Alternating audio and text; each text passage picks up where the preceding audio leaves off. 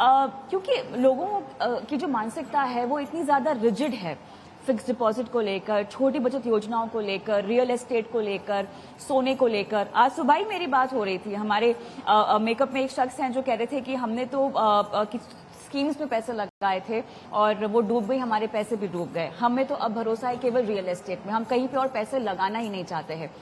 डर है और साथ ही समझ और जानकारी का अभाव, जिसकी वजह से mutual fund as a product देखा जाए, जो कि इतना बेहतरीन रेगुलेटेड प्रोडक्ट है, उस पर भी उनका विश्वास नहीं बन पा रहा है।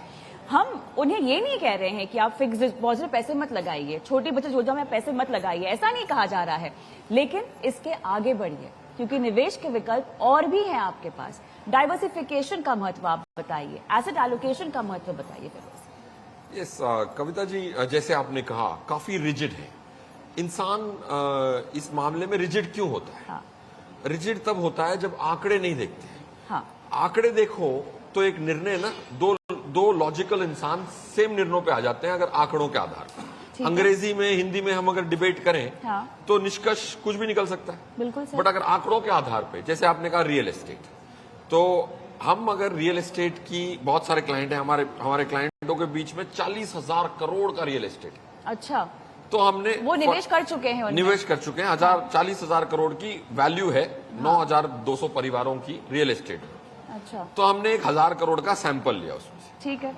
उसमें हमने कहा कि जिस दिन आपने खरीदा और आज उसकी वैल्यू जो है, उसकी कंपाउंडेड रिटर्न बनी कितनी। अच्छा। कंप्यूट तो कर ले। बिल्कुल। तो हमने जब कंप्यूट किया तो 8.7% की कंपाउंडेड रिटर्न रियल एस्टेट में आई। ठीक है। उस 1,000 करोड़ में कुल मिला के ऑलमोस्ट 400 प्रॉपर्टियां थी।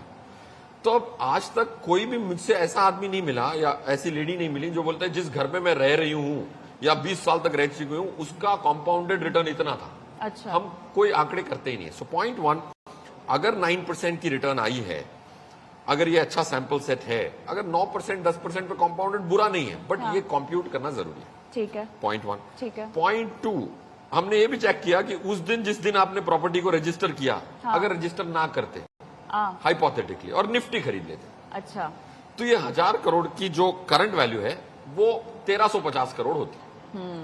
तो ये 213 परिवार 1,000 करोड़ के बदली 1,350 पे बैठे होते। बिल्कुल सही। अब इस पे कोई क्या बहस करेगा, वो निफ्टी की पब्लिश डेटा है।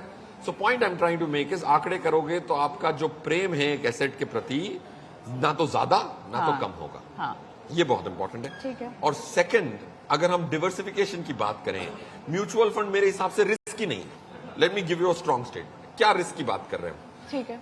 अगर 10 साल में अगर आपने सबसे घटिया फंड भी रखे होते हैं, हाँ। उसमें भी अगर आपके एफडी बीट हो गई, हाँ। तो किस रिस्क की बात करें? रिस्क तब आता है जब हम उसको छेड़ते हैं। हाँ।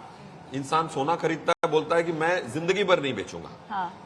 कोई रियल एस्टेट खरीदता है, 20 साल तक नहीं बेचता है, 15 साल तक, बट इक्विटी म्यूचुअल फंड में डालते ही 3 महीने में उनको रिटर्न देखनी है। तो यार सबको, you have to be fair to all asset classes. That's my point I am trying to make. बिल्कुल।